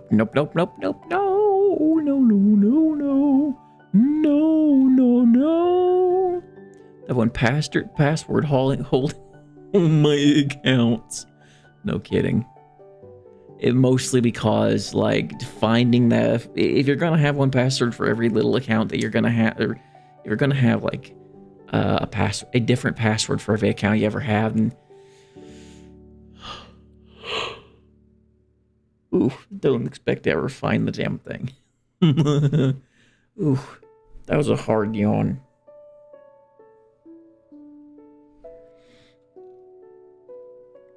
As you can tell, I said this like right at the beginning of the stream that I like by at a certain point you get I get hit with autistic burnout. You can probably tell that I'm getting pretty close to that point of like hitting that level of hitting like that point of autistic burnout.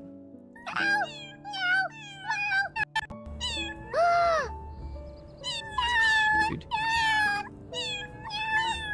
I'm gonna have to pause this because even though the cat's cute, this is obnoxious.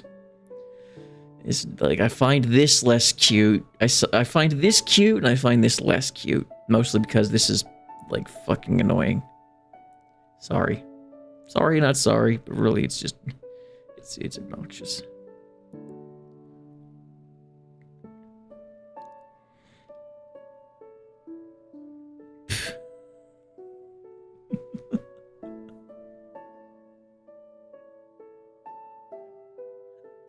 I get it.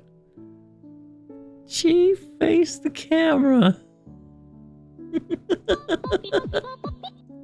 Nope, copyrighted music. Have you seen Tinks? Literally right the fuck in front of you. What is that? What is that? Candyman. Oh, okay, that's cool. I don't know what I was looking at.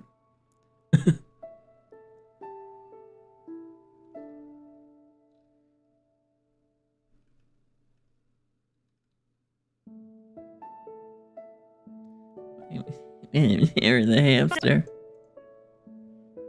I am afraid that I am unable to fulfill this specific request for you. I am strictly prohibited by my safety guidelines from generating or translating any content that is sexually explicit in nature.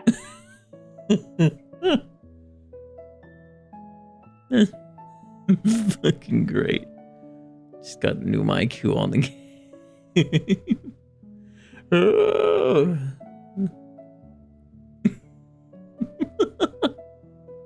That is horrifying. I mean, let me be honest. His face was already horrifying.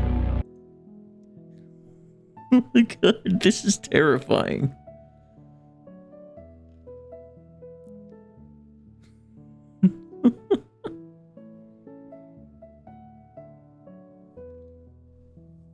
World's not ready for Japanese girls who learn English to play games. Motherfucker. Oh my god, holy shit. Motherfucker. The baby. Holy shit. Okay, I find this cute. I'll say it now. This is cute. Because, like, there are Japanese people and they're learning English slang. Motherfucker. I love this.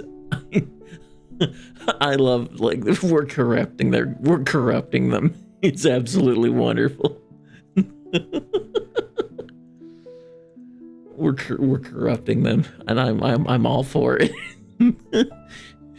Next thing you know, if you were to get into a Japanese COD lobby, they like literally like this. Next thing you'll know, this is all you'll be hearing. It'll be like early 2000s COD lobbies all over again. This scares me a little, yeah.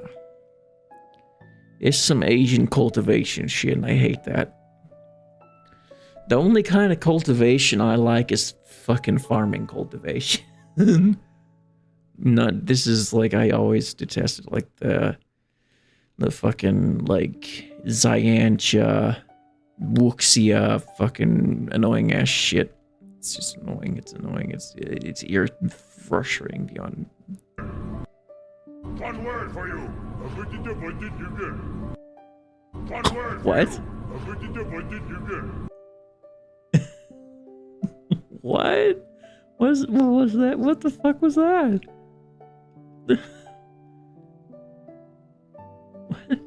By the rings.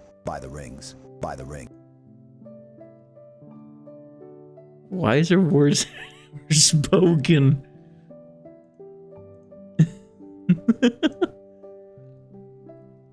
The most spastic shit on the planet.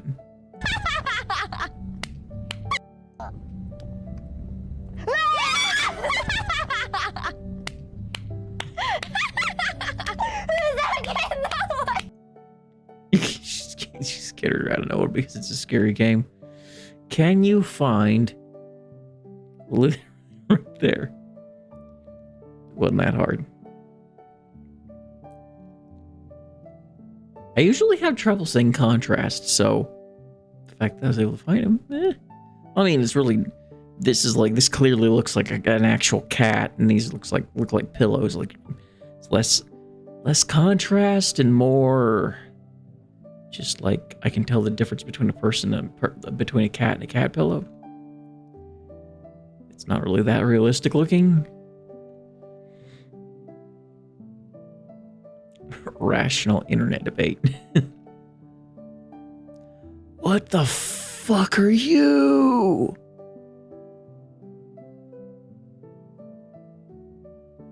Oh my god, what the fuck are you?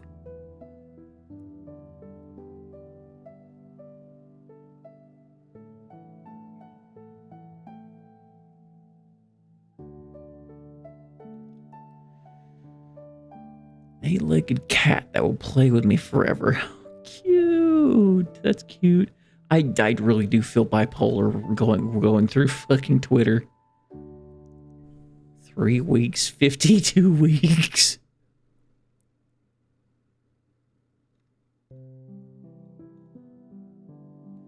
Monopoly. Yeah, this is pretty accurate. This is pretty accurate. I know, right? Fucking this is accurate. This is accurate.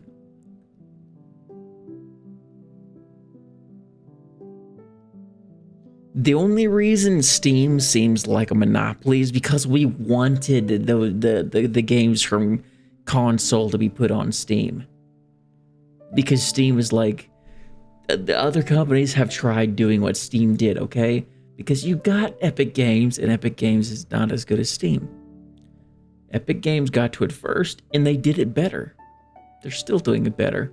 Chances are they'll likely, at least for a good couple more years, be still doing it better.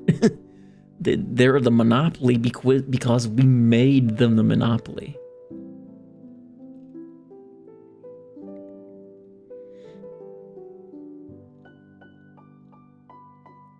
He fell for the oldest trick.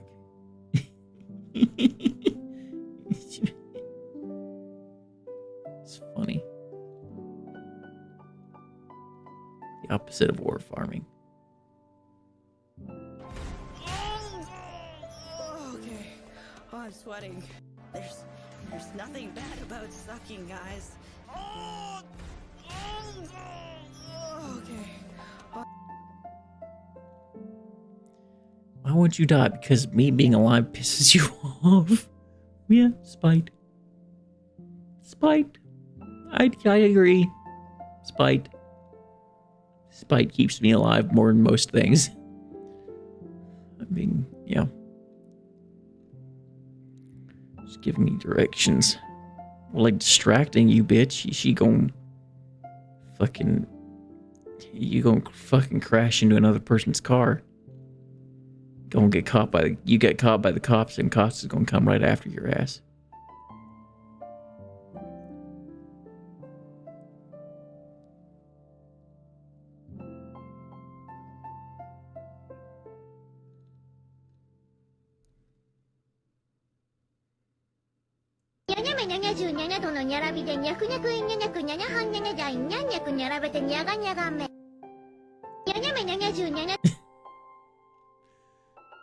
Okay.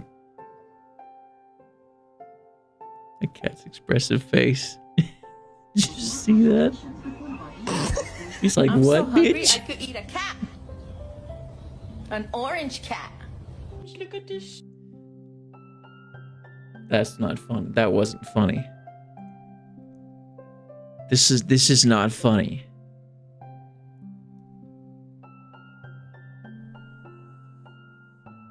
This actually kind of upsets me. Pretty upsets me, actually. This is not funny. Clearly, they've been doing something, and now this cat has some fucking PTSD over your hand. Yes, that happens. Fun fact, most cats don't like being touched without asking to be touched. And, like, the chances are she's done some shit, and this cat's, I don't know, maybe she stuck her finger up its ass and it really didn't fucking like that. Well, whatever the fuck she did, it's now afraid of her fucking hand. Poor kitty. That's not funny. Gaming isn't fun anymore, Mefs, when I show the meat and fuck kingdom. What?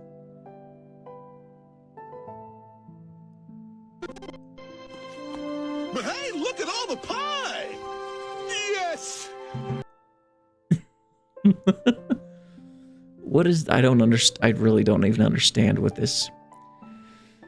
I doubt there's a game that is actually like that. I doubt that. Oh, that's so cute. Cat's really damn still. It's AI. That's got to be some AI shit. The cat wouldn't sit there for that long. Nope. I mean, like, that's cool, but also nope. That's getting a little too close there to looking like an actual brain to me. I know it looks like it looks fake, but like it's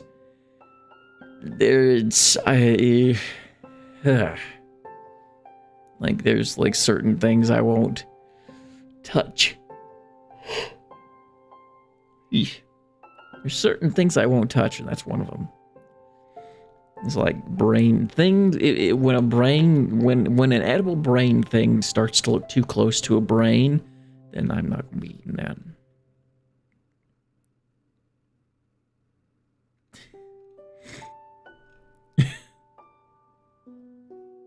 Oh my goodness, this is so cute. She's stunned. That's cute. She froze up at the lick. It's cute. That was cute. ADHDers finishing 2 months of ignoring tasks in one day. Deadline pressure and hyperfocus kicks in. It's funny. Sleeping with GF.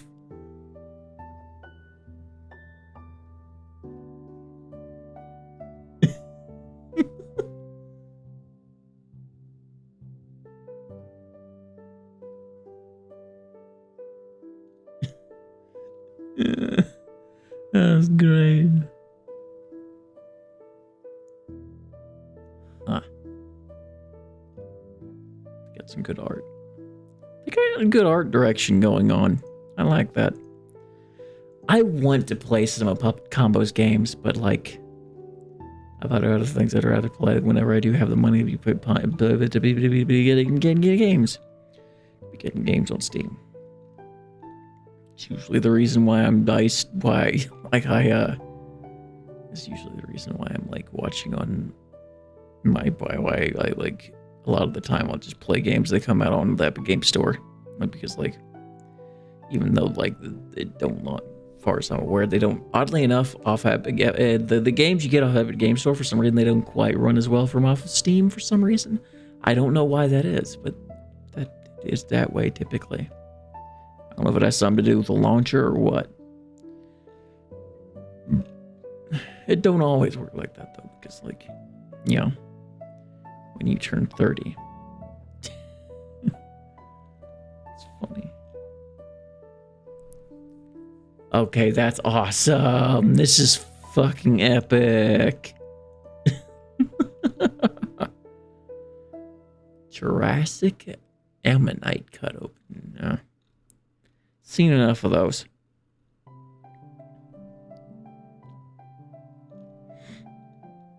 Cute. I want to make a loaf of bread this perfect, but I'm still working on that.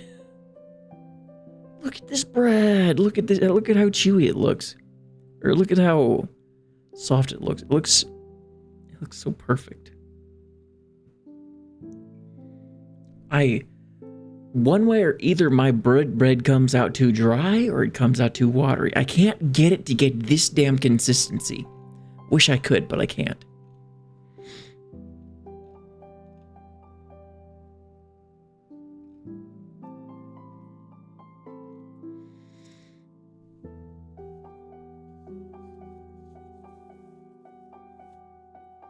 Damn motherfucker.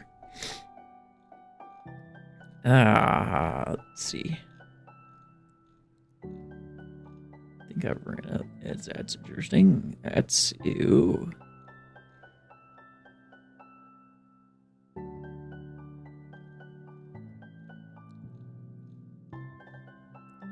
Okay, that's pretty cool. Spooky raspberry lemonade cocktail. Admit anyone ever heard of Milton the Monster, 1965. That's cool. That's awesome. That's great.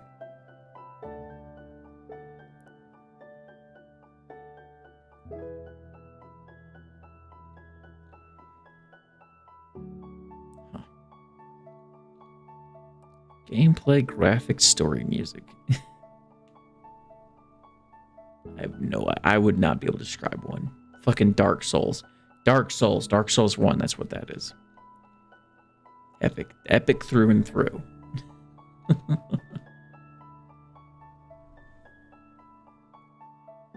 Dragon Nuggies. Right. This is the inner child. This is everybody's inner child. Like, I prefer chicken strips over chicken nuggets, personally. But still.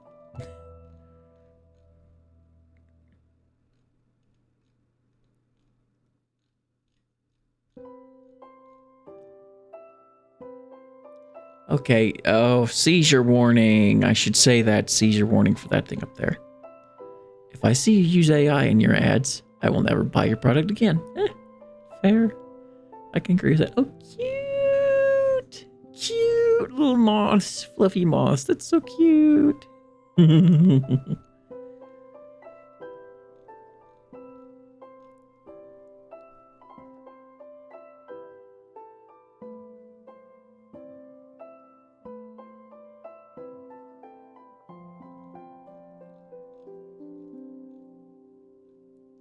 That's interesting.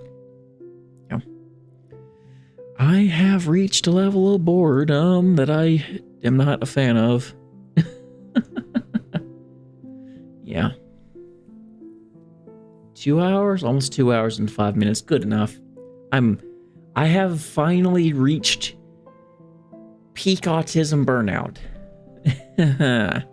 That's not wonderful, okay? That's not wonderful. Like, I'm kind of reached that point where I'm kind of just like, I think I'm gonna stop her now, my guys. I think I'm gonna stop her now. So yeah.